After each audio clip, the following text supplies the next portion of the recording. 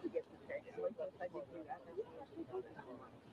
Yeah, I use Facebook to contact people for not high school, senior graduate class.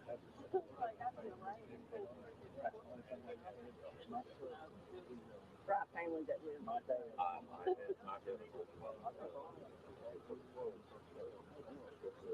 So we've got a first cousin for there. Yeah. We got family. I brought one. My daughter-in-law, my son and my other son, I had 3 boys. Oh, wow. And then I had 2 boys and got 4 grandsons. I grew up with a lottery. And then, so she posts, pictures of them all the time. They live about an hour from here, so I just help them, all the time. My wife and I was 41. I wanted to stick around and I said, That's funny. So,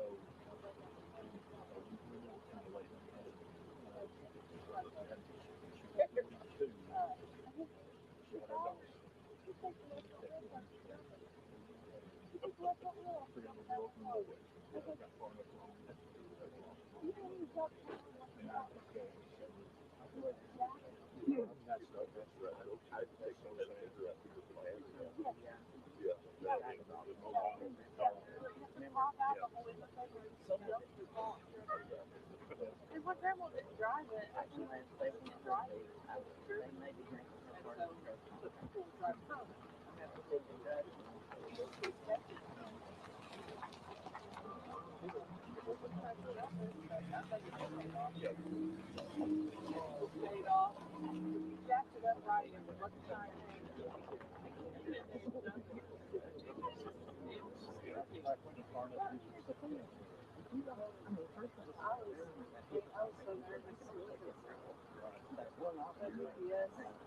that's why it made me.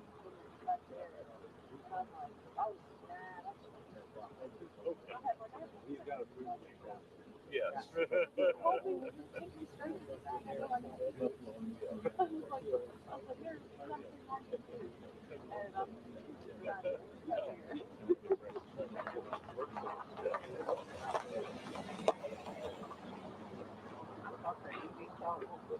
I stopped talking to the preacher and just walked around.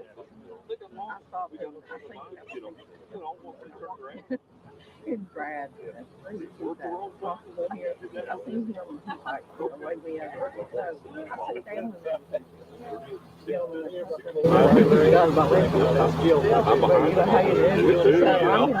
Hey folks, we are waiting for this press conference to start in Martin County after a building collapse happened there.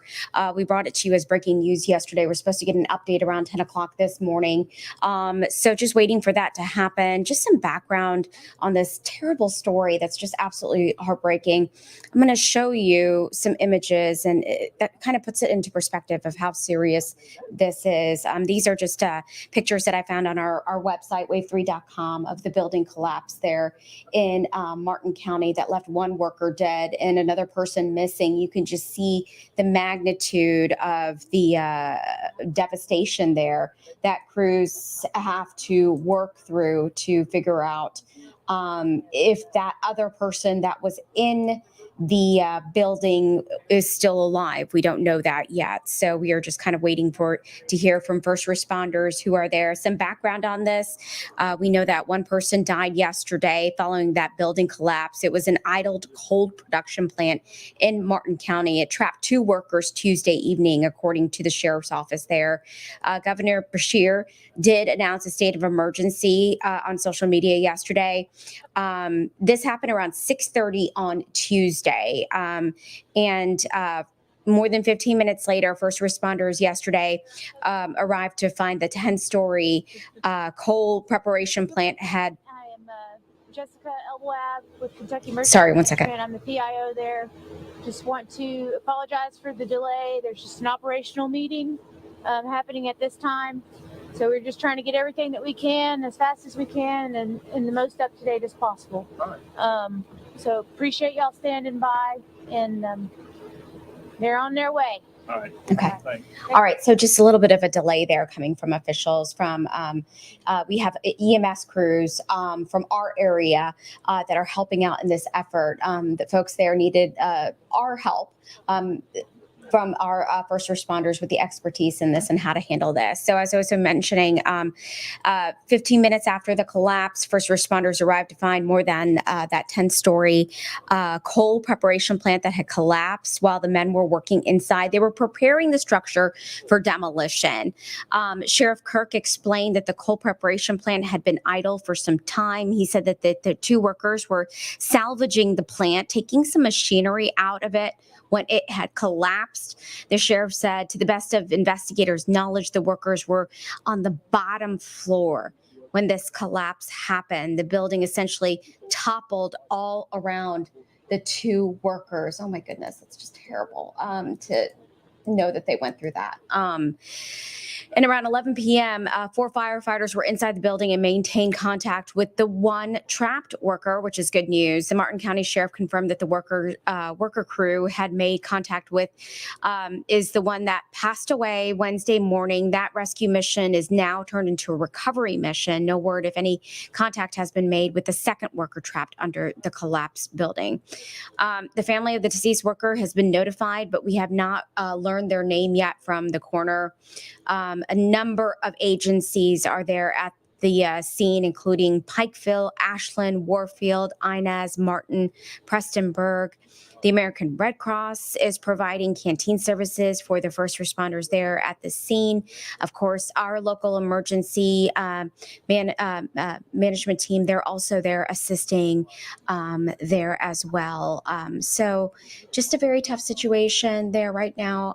Folks are kind of gathered. We're getting ready to hear an update. I'm not exactly sure who all is speaking, but I'm sure it's some Martin County officials. You can see the Kentucky Emergency Management Agency is there as well to kind of help out and let folks know what's going on. So this is a live feed, so I apologize for running just a little bit late this morning, but wanted to bring this to you because it's just a sad story. So just kind of following the latest that's coming there. This is a story that's on our website right now where you can see the images of the building collapse there that we had received, but kind of seems like a remote area where this happened.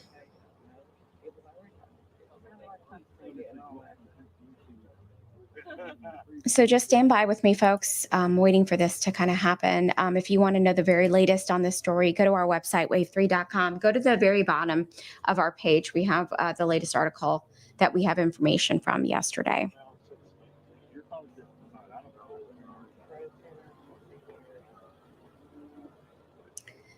From what I'm reading from our article, the coal preparation plant had been out of commission for a while, for several years, according to the sheriff.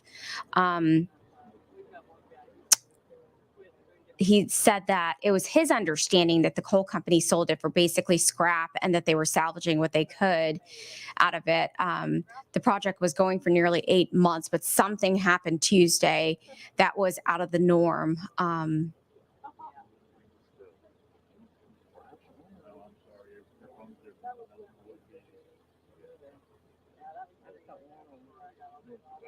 The Pikeville Fire Department was the first agency to locate one of the men, putting him in contact with rescuers. That's according to our article. But the man that they had located unfortunately died.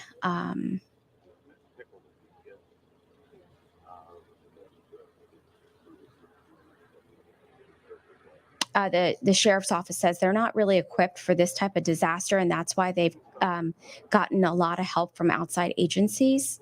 And the governor declared a state of emergency so that could happen.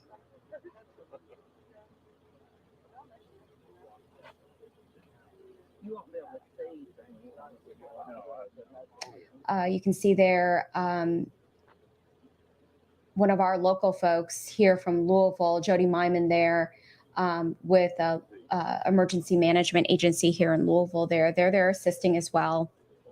So this is a team effort to kind of get to the very latest.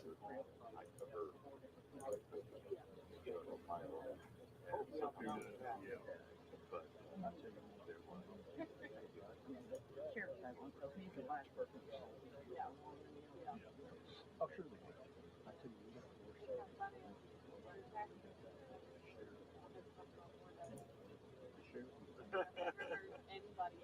All right, it looks like they're walking up to get to the microphones.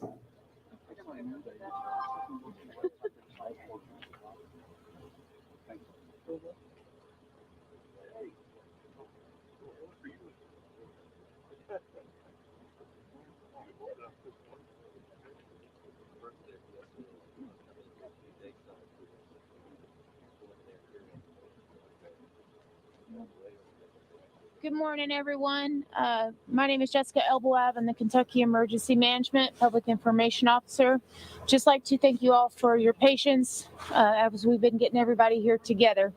So I'm going to go ahead and hand this off to the Martin County Judge Executive. Jack.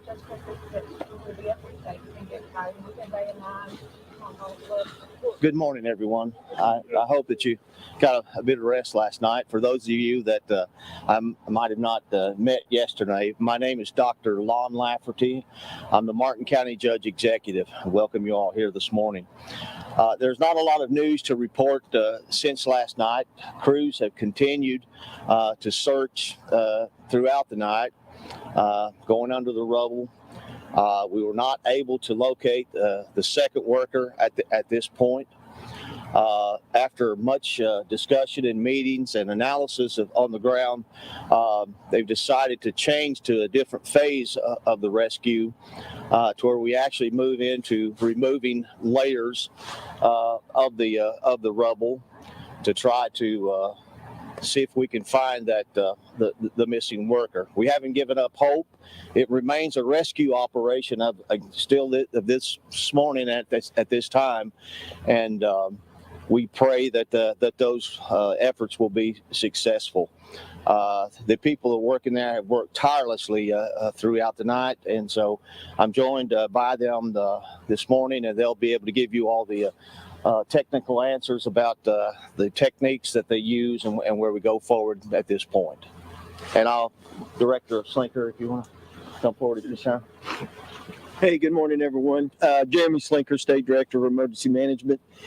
Judge has kind of covered all the updates. I'll just kind of touch on the planning. As he said, we're moving to a new phase, and that's because we have exhausted all measures up until this phase. So all the voids, all the places of interest where dogs may have, indicated some interest, all of those have been searched either by a person, by a camera, have dug out. And we've got the experts back here that could explain that more. But, they assured me this morning they worked all through the night, no breaks. And that's one thing I'll mention too. You all being right here at the entrance may see people leaving, but also notice the people coming. This is tireless, very tiring, fatiguing work. So we're having to rotate shifts, and we've arranged for resting locations and people to go and get some rest. So you'll see a lot of interchange, but it hasn't lessened anything going on down the road here. So we're going to continue planning that. We're planning out for a long operation, and then what we hope is we have some happy success, really quick. So we're planning both for a fast rescue up to a prolonged operation. And again, everybody's worked hard through the night, and we just got to go this next phase just because that's it. And we're going to really put in there. You'll see some more experts coming in to help us with that. The State Energy Environment Cabinet, Kentucky Department of Public Health just pulled in a few minutes ago. So nothing is being taken for granted. As the danger to the rescuers, to the person trapped. We're covering all those bases, handling debris to make sure we know what that debris is and what impacts it may have as we move it. So all of those experts are coming in to cover those bases, and and we'll just keep at it and keep planning. And of course, our plans have to be flexible enough with new information and new findings to alter and adjust to that, and we're keeping that open. So I think before we go to questions, Chief Myman or Director Myman, as previous life chief, we'll let you. Jody Myman, M-E-I-M-A-N. I'm the operations section chief. responsible for the overall operations in and around the building. So yesterday, you heard from Chief Ward, who came out and spoke about some of the operations that were going on yesterday. So since then, we knew that we were going to have to go into this next phase with a lot of heavy equipment. So we began ordering that yesterday. A lot of it came on site yesterday evening. We're equipment from even outside of the state of Kentucky getting here. We're going to attack it from several different areas. We're assigning our search groups to these. When we pick things off the pile, that's our primary search that we did yesterday. We're actually going to put the debris in a pile, assign a rescue group to it, do a secondary search on that to make sure that it doesn't have any clue of a last known location of the victim that we're actually looking for. So it's a very methodical process. It's a very slow process, but it's a process that has to take place in order to get down into the building, again, where that last known location was. So the safety of our responders, obviously it's cold outside, we're taking care of them. But that's the process that we're going to be doing moving forward. If we see the potential to get into additional voids that we couldn't see before, we'll get into that. We'll stop. We'll put listening devices in the area. We'll still continue to use cameras through the area. So again, like Director Slinker and the judge said, there's going to be a lot of people coming back and forth. We're going to be demobilizing responders that have been on here a couple of days to get them back to home, bringing in other responders from around the state to help continue this process as long as we need to be here.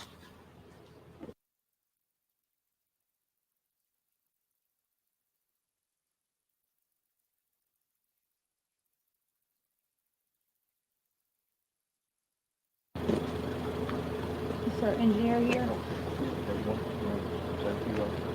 My name's Brian Scott. I'm with Bluegrass Emergency Response, and I'm here to help the responders, all the rescuers, and everyone to help take the building down safely and make sure they stay safe, shore up, and tell them what's safe and what they can and cannot do. And really just here to help the whole process from that. And there'll be a few other engineers coming to my place, throughout the weekend. Hey, I want real quick just introduce Director May, the Martin County Emergency Management Director. This state's blessed with some great emergency management directors around the state. It's a great team to be a part of. She's worked tirelessly. I'm so proud of her, and I know the judge and I spoke about that, but we'll let her say a few things real quick.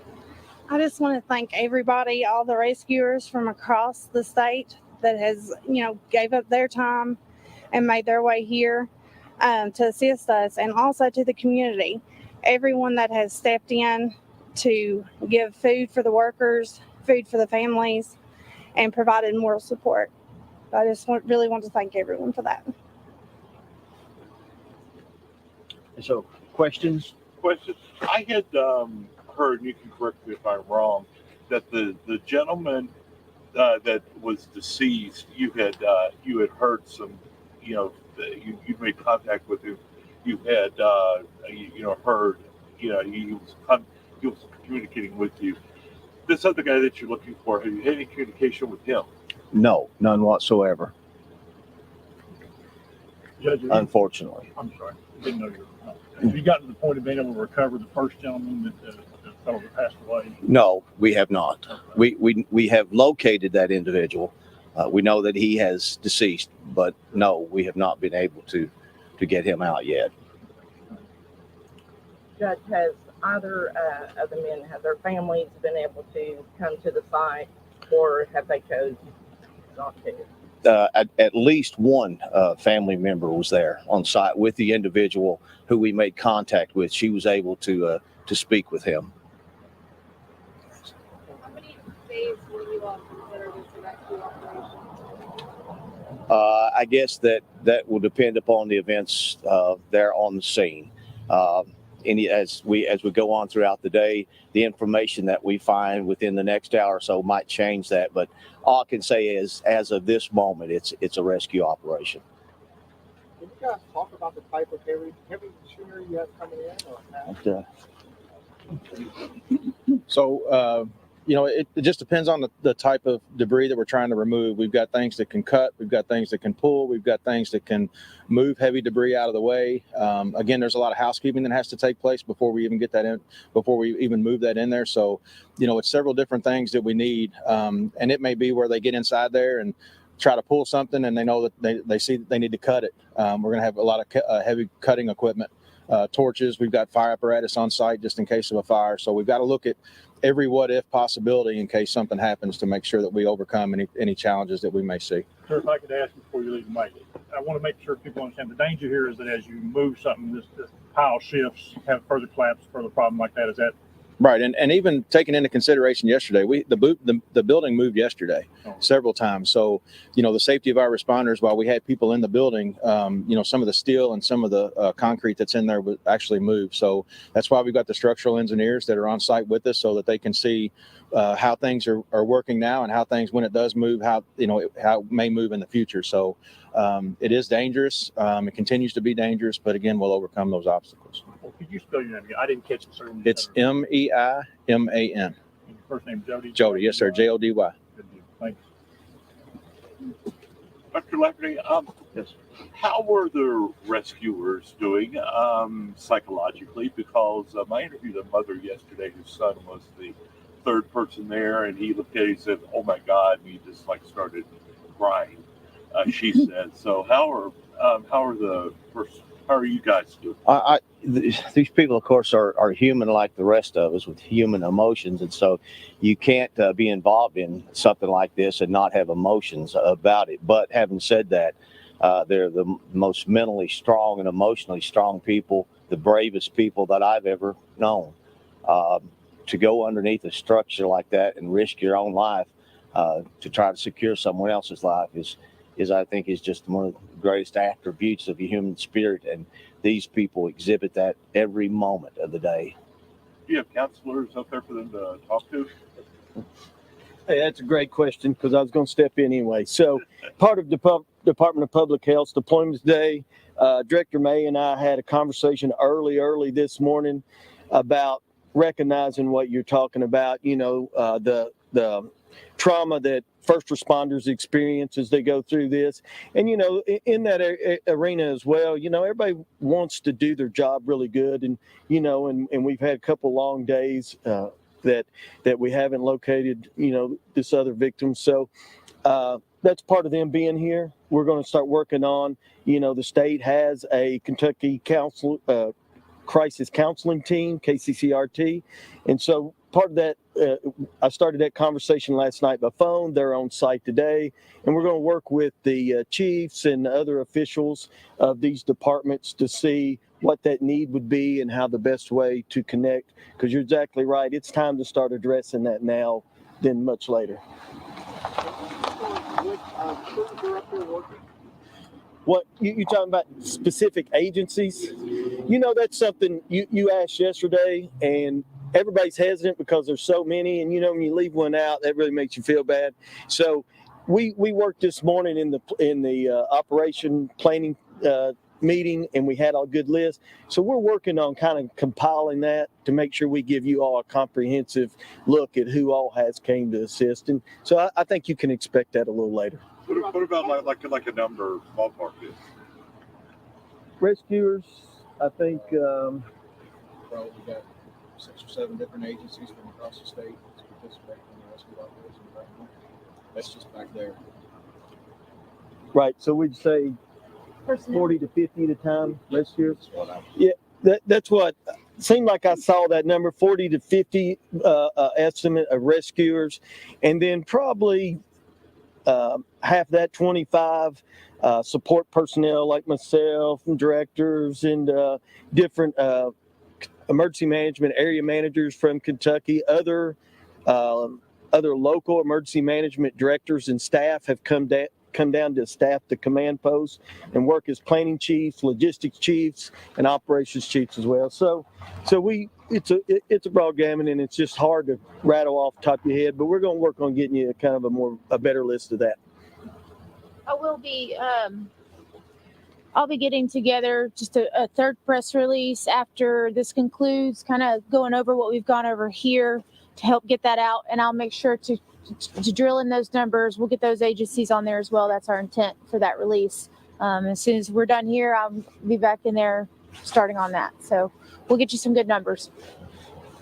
I have a question for you. Can you, for the judge? Yes, Can you confirm that the workers that were affected, were they working for the contractor? I'm sorry. Could you repeat the question? Sorry. Can you confirm that the people that were affected, were they working for the contractor? No, I cannot. I can't answer that. No, I don't have that specific information. No. And do you all have an idea as to when you may release the names of the 2 men who were attacked? Okay, so I kind of looked around. I think the real answer to that would fall to our law enforcement partners, the state police and the sheriff, which I just saw backing up there. That's in their, I guess, area of operations as they handle that. The sheriff and the coroners have kept close contact, I know, with the families, and we've got plans to increase that communication with them as well. With the judge and I had just had a conversation about reaching out and talking to them. So that's where we'd be very sensitive for putting out information prior to the families hearing it from officials ahead of time, and with the folks that are, looking into things and investigating things at the scene as well. Yes, the sheriff certainly has been here since the almost the moment that this has occurred, and has been in touch with the next of kin, with wives repeatedly, and continues to do so. So that we're going to be leaving that part up to him. I want to say also before we close, to the citizens of our county, I appreciate the outpouring of love. I know that you're all heartbroken, right along with the families. It's just been amazing to see the outpouring of love, of spirit from our people, our churches, opening up their church, providing food, offers of shelter. It's amazing to see how a small community can rally around itself and its people during a time of crisis like this. It's an amazing, wonderful thing to see at a terrible time. Anything else? Yeah, sir. One last thing. When I ask this, I don't mean to sound insensitive or anything like that. We all going to be staying here for the duration, or can we at some point can we go up and take pictures of from a distance? You and visit. I would say for now, while we're still in the mode that we're in, we could come up with some pictures for you all. Okay. And then send it with a press release if that's something you all like to do. I will. I think as long as we're, in a rescue operation for a missing individual and a recovery operation for another individual, it's just going to be what it is for now. Right. And when those scenarios change, I think that's a good conversation to have, because we're not trying to keep it away. We're just very sensitive people going through a lot of trauma over this, and we don't want to add to that in any way. I didn't mean that. Now, none taken. Great question, but it is on our list of things that we know, just like the list of agencies. We know that's something that would be very helpful to you, and we're hoping, you see, we're trying to work and be helpful and partner with you all as well. So I think when the time is right, it is on our radar to make sure we get you all some good access to that. Thank you. Okay. Thank you. You know what there might be planned in terms of further briefing? All right, so quite a bit of information coming from first responders there in Martin County about the efforts that they're doing. They said the big thing is that they're not giving up hope, and they really wanted to thank the community for all of the support that they're getting. Just some notes that I took: that crews, they're still searching under that rubble. They've not located that second person yet. So they're changing to a phase of rescue, removing layers of the rubble to find that other person. This is still a rescue operation. As I mentioned, they're not giving up hope. And they're moving to that new phase because they weren't getting anywhere with what they were doing earlier, which was quite extensive, but it was proving that they needed to move to a much more urgent level there. So they worked all throughout the night, rotating shifts. This is a long operation for people. They're handling debris. As you heard from Jody Myman, one of our local folks, they're assisting as well. He's the operations section chief. They ordered equipment yesterday, and this is methodical and a slow process. They have cameras, listening devices, because you think about it, when you move large pieces of debris, all of that debris shifts. And you can understand by taking a look at this picture of the massive amounts of debris that they're having to deal with. You move one chunk, it eventually moves into another place. So unfortunately, they do not have any communication with that other person that they're still looking for. And that first person who did pass away, they have not recovered his body yet.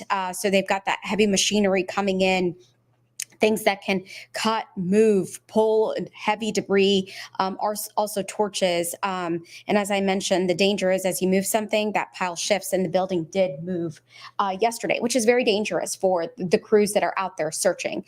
So several agencies that are working around the clock. It's pretty cold outside too during these temperatures, the situation that they're out in Martin County. Our thoughts and prayers go out to them.